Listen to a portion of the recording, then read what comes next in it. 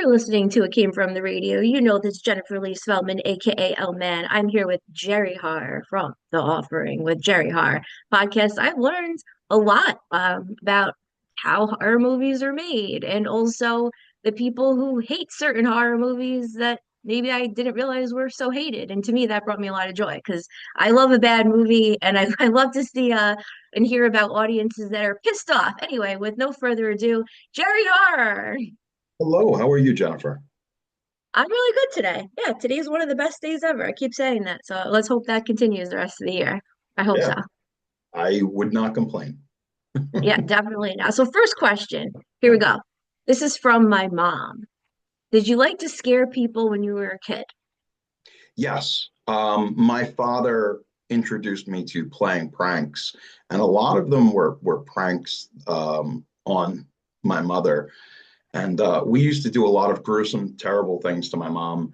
When my brother was first born, we took apart a baby doll and had its head come out. And we left it in the crib, and my mother freaked out. We would leave fake dog poo on the floor, things of that nature. But as I got older, it just escalated into doing, like I would create like a severed limb, and I would leave it in the refrigerator and just wait for my family to open it. And as obviously the gags progressed as I got older, they just got more gory and horrific. So yeah, can't lie. Now, do you like to scare people nowadays? No, I don't. I don't like scaring people like in the real world. But the thing is that believe it or not, I'm very quiet. I have a quiet gait for someone who's like 300 pounds. So I move very softly. So I do scare people a lot. Generally walking up behind them or being in the same room. It's just a weird thing that I'm able to do, and it's kind of freaky. I've had quite a few people freak out because they're shocked that I'm there, which is kind of a recurring theme in my life.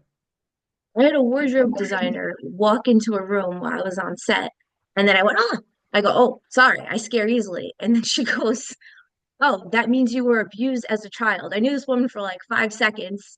And I was like, oh, yeah. She's like, yeah, that's a common response for someone who's abused as a child. Interesting. I don't know. No, Sometimes you walk on sets and people tell you who you are. So actually, that leads to I'm going to skip ahead to a next question. Some people tell you who you are when you put yourself in the public eye, as you have now with this podcast. Did people ever come up to you and tell you, "Hey, this is who you are. This is what's great about you. This is what sucks about you, whatever." People have all these opinions when you put yourself out there. I think that you only see the outside of the hand. You don't really see what's inside of the hand.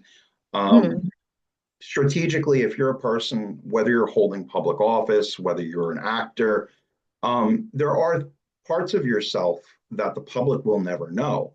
And that's for good reason. Some of it, being the more intimate side, um, we've all become brands. And I think that at all times it's not healthy to think of hmm ourselves as brands. Like hmm Coca-Cola is a brand. People would say, you're a brand, I'm a brand. But at the end of the day, you're a human being and you have emotions and you have feelings. And I think what's happened is now being 46 years old, I'm more prepared to navigate the public waters than I would have been 20 years ago because I know who I am and I'm more confident. And that comes with time and life experience. But you have to draw the line.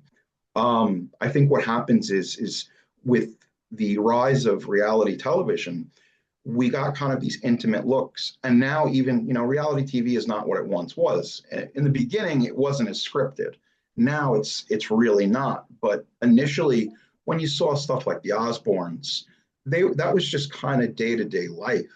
You know hmm what happens. Like no one cares about them eating a candy bar.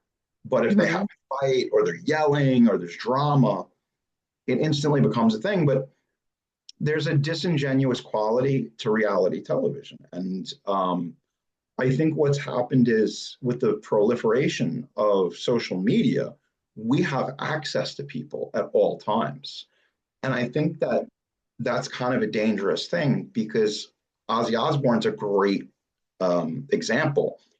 When he was Ozzy Osbourne in the 70s and 80s, he's the king of darkness, and he's able to sell this image. He's selling you what that brand is. Now you watch a reality show and you see that he's having trouble, with a bowel movement. Does he seem as cool? Is he as cool as the King of Darkness? But I think you can pull that curtain back. Hmm. Even like the Undertaker has done it now, where he was very strict about being the character at all times. You saw him in an airport, he was the Undertaker. But now I think he's made peace with that as he's gotten older. That he's Mark Calloway, and he's able to let people in.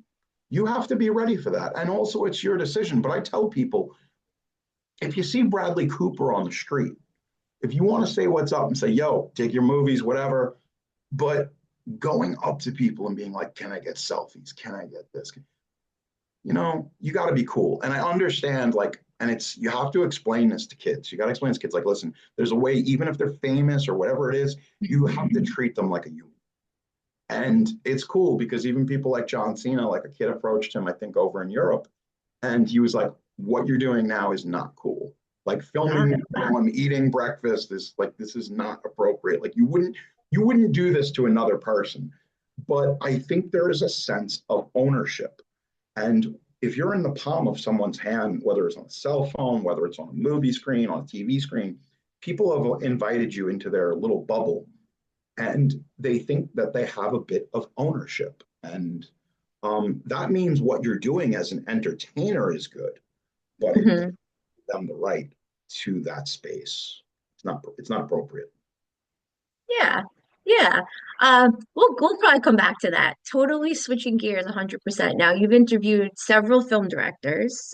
Again, I've learned a lot from this podcast. So if you want to learn a lot about how horror movies are made and how to make the sausage, I was thinking actually last night, one of my edible thoughts was I don't want to know how the sausage is made. Just give me the freaking sausage. But that being said, if you want to know how the sausage is made, listen to The Offering with Jay Har. Now, what are some reasons why you interview these horror movie creators, and what are some things you've learned through your interviews? Well, I think, horror is such a malleable genre. You can have things like in The Nightmare Before Christmas. It's Hmm. horror. You can have Silence of the Lambs. It's still horror. Even people, they are into all these podcasts about serial killers. That is the horror genre. It's something repugnant to a degree and terrifying. And I found myself that most of the people creating these films had a lot to say. They had a lot to say about social issues, Hmm. about politics, about many various things. People like George A. Romero, people like John Carpenter, they saw the future. And it's been a privilege and an absolute pleasure to be able to speak to people like Larry Fessenden, who came on. He pretty much invented the DIY New York. Everybody's learned from Larry. I'm learning. We got to speak with a young director named Chris Scotchtopole, and he did his first feature, and we had him on, and you see it from a different perspective. Someone who's just gotten into the game, they finally made a sizable budget film. How do you navigate it? How do you market it? What works, doesn't work? And then the third guest was Sean King, who did Screenwalkers. And that was, the exact opposite of Chris's story, where it was really, we're doing this for $1.75 and we're going to work by any means necessary.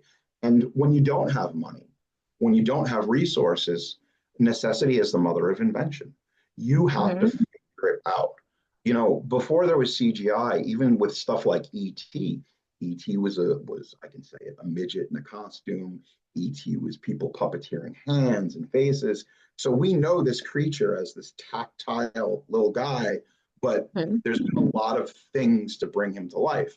And what I've been able to do with the podcast, with the offering, is kind of peel that curtain back, because at the end of the day, I know when I was a kid, I was frustrated. I said, how do I make movies? How do I do these things? So there is an educational component that I like to bring to it, because you can learn. And I always say, If you don't like something, if you don't like music, if you don't like a hairstyle, if you don't like the way a dish is prepared, do it yourself, because Hmm. that way you're contributing something to the conversation. You're contributing something to culture.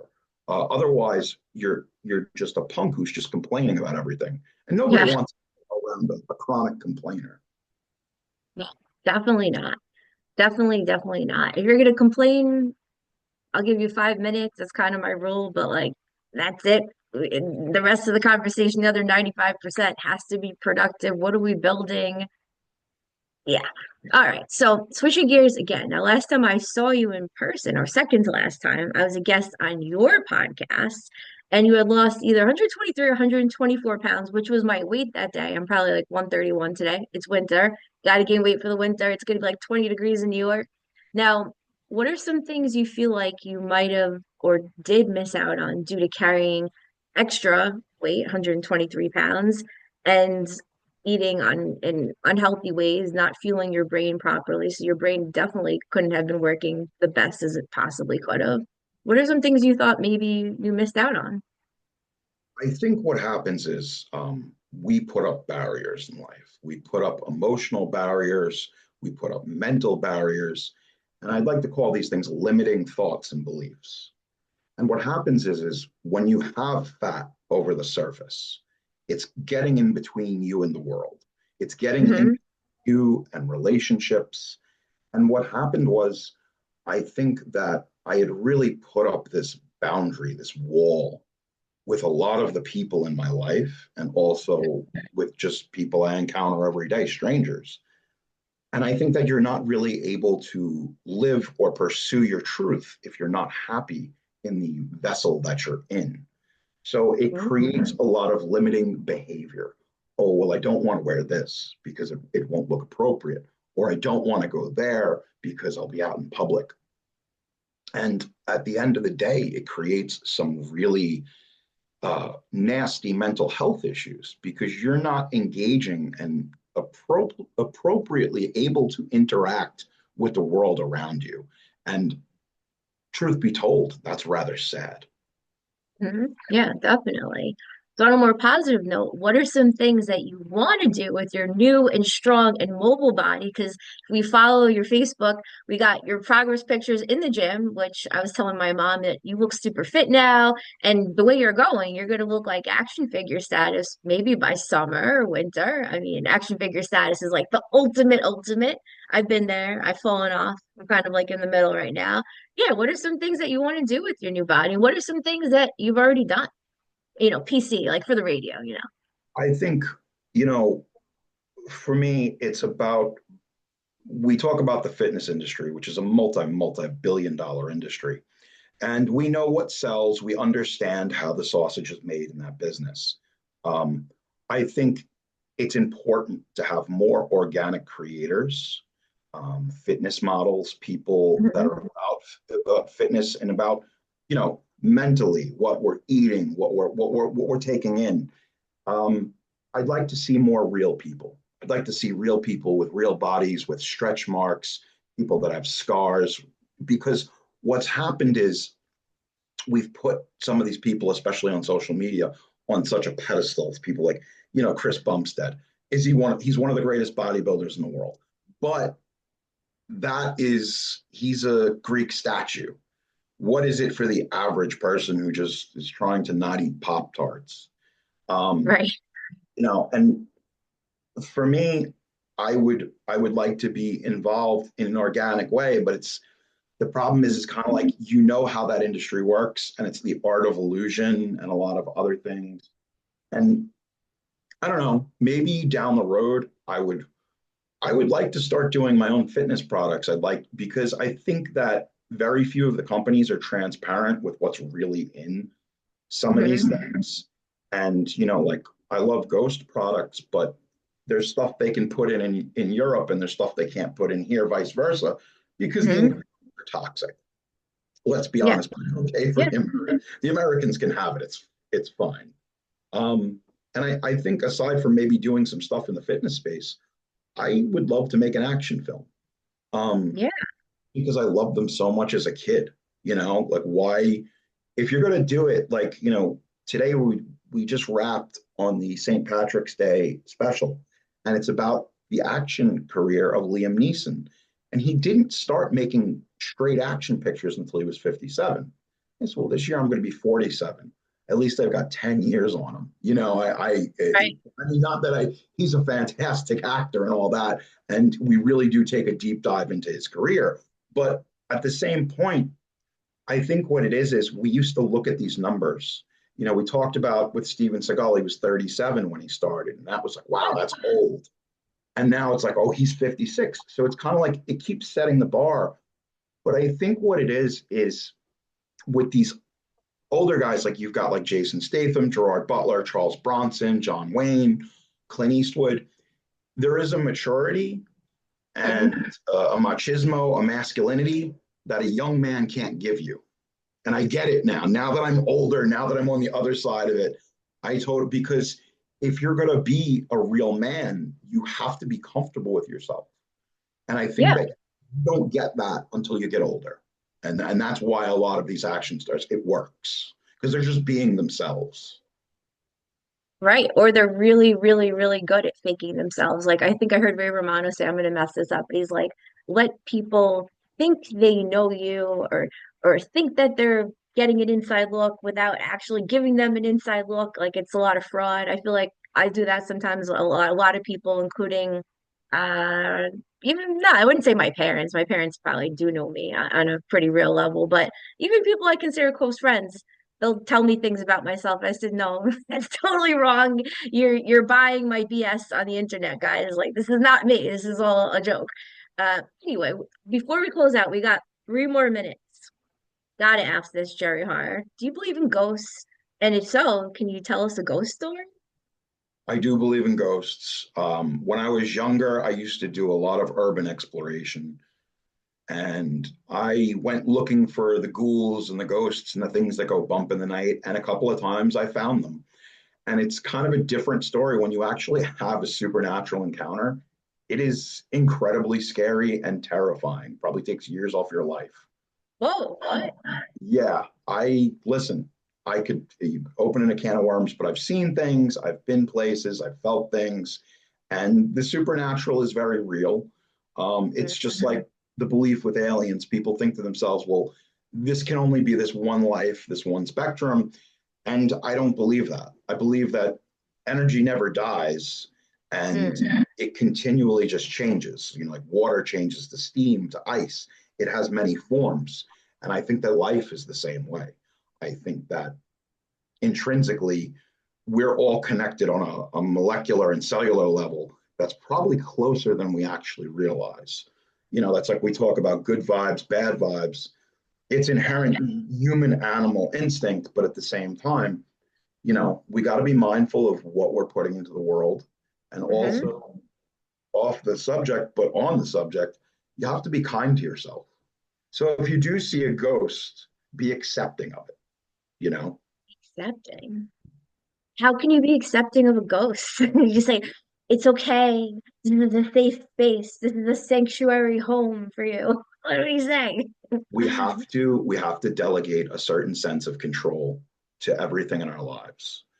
And sometimes the best way to be in control is to accept and to allow things and allow things Hmm. to be. And that's a part of maturity. That's a part of, respecting others, even if they are ghosts, you know? Interesting. Interesting. Well, on that note, give us your final thought, where to find your podcast, where to find this St. Patrick's Day episode that you just finished recording. I'll have to find out more about that. I'll have to tune in for myself. Where can people find you? You can find The Offering with me, Jerry Hara, on Spotify. You can find us on Apple Podcasts, Hmm. YouTube. We've got the visual component. We did a Christmas special that was a visual podcast. We're doing the same with the St. Patrick's Day special, where we're taking apart Liam Neeson's career and kind of figuring out how he became the biggest action star in the world at 60 years old. Um, Really, the podcast is out there and it's not for everybody. I'll admit that. But if you want something where you're going to learn about me as a person, because I believe in transparency, I've come this far and I've lived long enough of a life that I'm comfortable enough to share it with people. So, of course, when I'm being funny, I'm being funny, but I always want people to leave with a little more than that. I feel like there's a lack of substance in a lot of media. So after you listen to an episode of The Offering, you get to know who I am. You get to learn a little bit about the film and hopefully have a couple of laughs. And at the end of the day, that's kind of like a balanced dish that I'm trying to serve listeners. Yeah, you're entertaining, definitely entertaining. And also for anyone who's into filmmaking, it's very educational. You actually go into it. It's not surface level. This is what this person ate today. Oh, I think your film is great. Oh, yours is great too. All this BS. It's actually, you get into the nitty-gritty and the details. So on that note, thank you, Jerry Har. It's been a pleasure. I hope to have you back. And thanks for listening to What Came from the Radio. Back to the studio for more with Mark Torres.